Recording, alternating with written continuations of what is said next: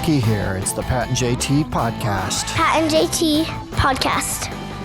So live from our Parkville Media Studios, but we're not live. We're delayed 24 hours. I got to turn off this light. Okay.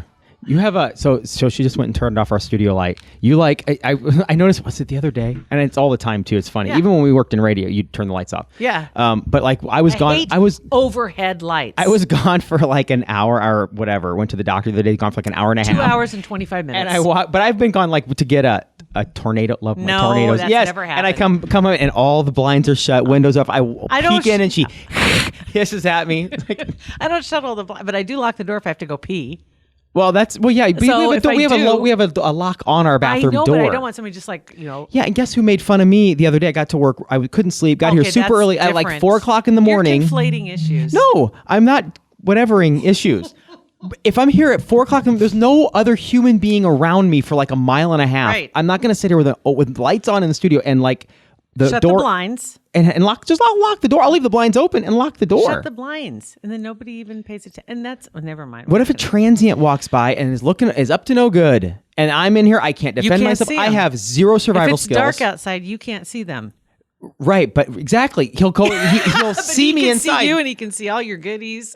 Not I'm that. fine with that. Not your onion. Well, I'm talking about. I did have my pajamas on. Oh my God. Anyway, big day for us, and this is officially as we speak the first day of November. So first off, what episode are we on? This is episode 257 of the Pat and JT podcast. Of 365. Yep. So we're almost into that top 100. Anyway, on this date, Parkville Media, which is our company, is launching 3 new podcasts today. Super excited, and the variety is awesome, and really excited to have all these people with us and working with us. First, going to start with Doug Fletcher. And it's fascinating. And trust me, if this is your industry, you're going to love this podcast. And it's really fascinating. I think it's fascinating, It is, yeah. really. He worked for OSHA for years with the DOD.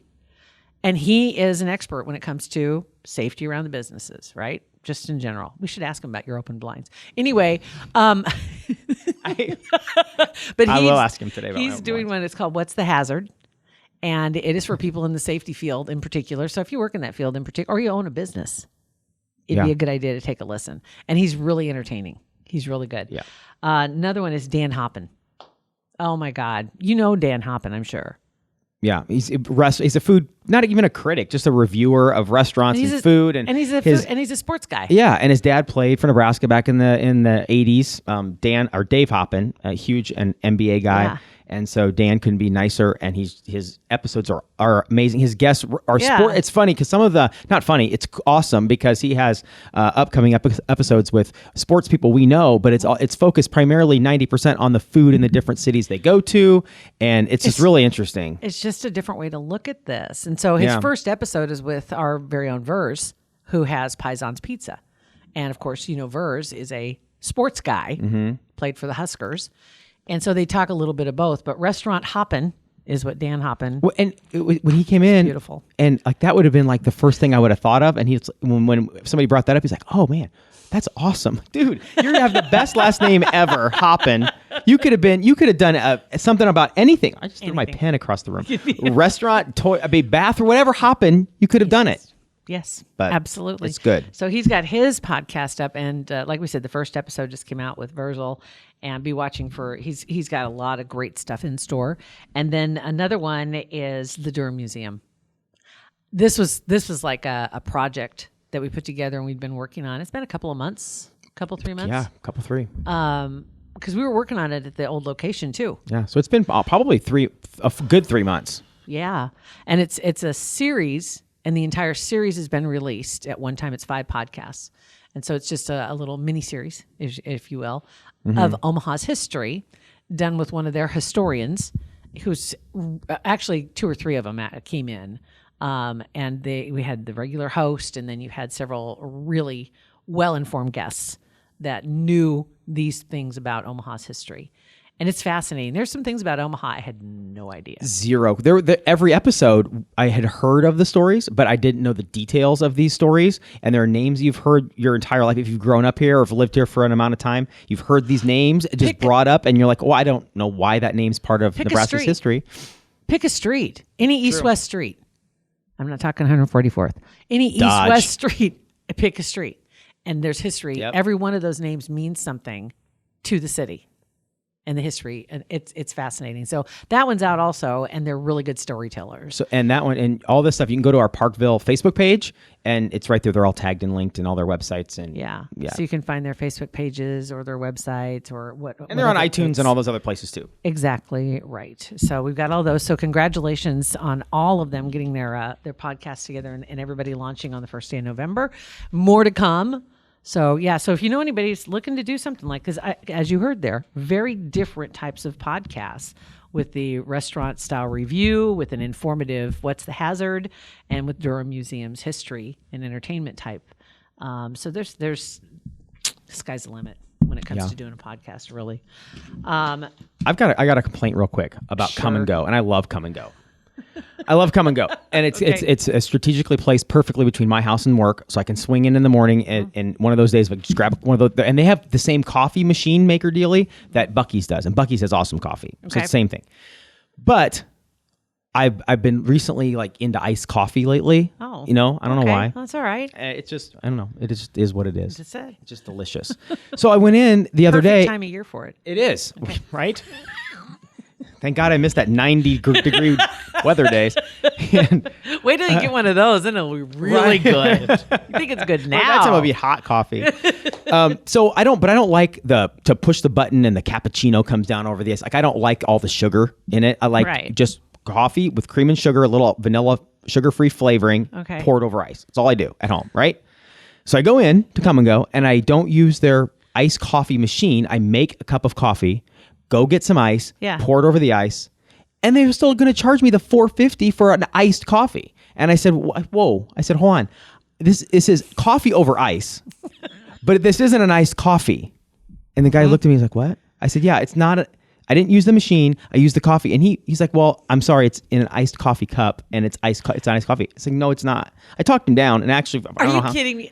But when they charge for that, generally they're charging for the cup. If it's a $2 freaking throwaway plastic cup, I'm never going to Come and Go again. But they didn't charge me for it. But that's generally is the most expense. Well, that's an expensive cup. So that's why sometimes you go someplace and refills are free if you bring your cup in. I'll show you my cup. Because maybe can you take in your own cup? I don't know. Maybe. Like if you had a Yeti and you wanted to take it in and fill it up? You probably could. Because I often wonder if we've talked about this before, iced tea is my thing. So it's like McDonald's, Wendy's, Sonic. But Sonic, I love their ice too. But if I have my own container and I take it in and fill it up, would it cost as much? I think it's actually a deal. Ow. I think Buc-ee's is a deal, like 99-cent refills for all size sodas, unless you get a new cup. But you pay for that cup. Yeah, is what you pay for the first time, and then they do the refills. But this one isn't. This one isn't a reusable cup, though. This was a mistake on their end, and I'm calling them out on it. But they fixed it in the end, and the guy's like, "Yeah, you know what? You're right," because all that other stuff is the cream and the sugar and the flavoring and everything. But you use cream and sugar. Poured cream, non-dairy, the powder stuff. I'm boring. I use that. I use 3 packets of Splenda, 2 squirts of vanilla sugar-free flavoring. Brew it up, pour it over ice. This is Done. like watching the French chef do this thing. Bam! I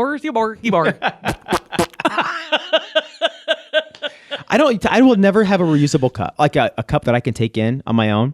I'll never do that ever. I know you buy those Every large day. Buc-ee's, and they're made to be reused. Mm-hmm. Perfectly easy to clean out. I have 2 or 3 at home that I use them, but you won't. You throw them away every day. I absolutely hate carrying cups from my car back into the house to clean, to put back in my car. I hate it. I don't know why I hate it. I hate it. I hate it. So you don't even use, because then that comes back to I have the Yeti. Yeah, I don't know. I've used the Yeti a couple times, but then lo and behold, it'll sit here for a week and get mold in it, or I'll sit in my car for 2 weeks. I'm bad at that. I use my Yeti all day, every day. And it sits by the bed at night. I fill it up with ice water when I go to bed. And just in case I need a drink, and there it is. But I do. Yeah, that's crazy. I hate it. It drives me crazy. Kugler Vision supports our podcast. We appreciate that. They were one of the first ones on. They were the first one on. So thank you very much to Kugler Vision. As a matter of fact, they've been exclusively our supporter of our podcast, and really appreciate that. Honestly, couldn't be happier to be involved with anybody because, the success stories are far and wide. And there are people that come to Omaha specifically to see Kugler Vision when they're talking about any kind of procedures on your eyes. I mean, for anybody, when you think about doing anything with your eyes, that's serious stuff. And you want the best. And they are the best. They are the only one in Nebraska that offers all 7 procedures that are available, determined by a series of tests, what would be the best option to correct your vision. And if you're wanting to ditch your glasses or you're tired of the contacts, I personally can't think of a better place to go. And I know what it feels like to have that procedure done and be done with glasses and contacts. It's such a huge relief. So KuglerVision.com, you schedule your consultation. And then when it does come up, hey, where'd you hear about Kugler Vision? Mention the Pat and JT podcast. We'd appreciate that. They'd appreciate that. Absolutely. I got a quick question for you. Real fast. You know our buddy Fremont Fred? Right. We haven't had him in for a while. I think he's going to stop by today too. As a matter of fact, as we speak, we're going to have a couple of clients, and one of them is Vogler's. And hopefully we can get Les Vogler. Maybe, I don't know who else coming in today, if he's coming in with family as well, to talk about his podcast on our podcast. So fingers crossed in the next couple episodes we'll have that. But he and Fremont Fred have they're like Twitter friends. And so they haven't met. I don't think they've met in person yet. But they wanted to make a trade because Fremont Fred wanted one of Les's T-shirts, which we'll have a picture that you've seen the picture of it on our Facebook page before, but we'll post it again so you can see it. And in return, Les wanted one of the hockey team's ball caps. So fair trade, that, right? But apparently there's something that's been going on. It's been brewing up in Fremont, and there's a couple things actually, but I'm just going to touch on this one right now. The city of Fremont was looking for suggestions for a mascot, kind of like a branding, marketing kind of thing. And a lot of people suggested it should just be Fremont Fred. I don't know about that. I've seen this. I've declined his request to be part of his meme club a few times. I don't know if that's the best. Really? I don't know. He's been in Twitter jail a couple times. When a couple times I've had to go, I've audibly gone, whoa. But they did not go with that. They went with Monty, because everybody calls Fremont the Mont. Okay. Okay. And I don't know what Monty is. Maybe somebody could explain what Monty is. I didn't go in depth to find out, and we'll try and get some more details on that. But it's funny is because just recently Omaha went through that too, trying to put together a new mascot, new branding. What is our mascot? Well, I don't know if it's Omaha's in particular. I think it kind of is, but it goes with the bridge, the Bob Carey Bridge. And so they introduced a new troll that lives under the bridge. What? That's a terrible idea. And Seriously? It came out a couple months ago. I think. Obviously, have they pushed it out a lot? Like, do a lot of people know about this? There's a book even. There's a book about the troll. Is he a nice troll? Is it Omar's? Omar, he's a big blue troll. He kind of looks Smurfy, and it's called Omar Finds a Home. And so his home is under the Bob Carey Bridge. So Omar's homeless. And not anymore. He has a home under the bridge. And he's a little... I've been down there. He has friends already that live there. I've seen that place down there. The book is on sale, like at the Visitor Center, Jocelyn Durham, and the Children's Museum. But when they had Omar, when they were trying to develop Omar, they had a thing to name him as well. And they decided on the troll. And I just thought it was kind of interesting. So they put a statue down there, and actually you can go, it's kind of interactive, like QR codes and all that other stuff online that you can do with it. You can use your cell phones to scan the codes and then watch some videos. Okay, that's kind of a cool idea, I guess. It is, and it's big, and so people want to take pictures with it. Okay, that's cool. The kids like it. Just of all the things on the planet to have as you have a little troll. It's a troll, and it's the Omaha Metro Area River Troll. Omaha Metro Area River Troll. I was trying to make it Omaha R. I'm like Omaha. It's just Omaha River, whatever. So so that's where our troll came from. First time I've heard of this. And we hadn't talked about Omar, but they've been working on Omar for about 3 years, and so now he's out, and he's hoping to be kind of a must see when people come to town. Okay, we'll see. So hopefully, draw some people to the bridge. Yeah, I think that's probably the biggest part of it because they're wanting more foot traffic. I've only been over that bridge one time.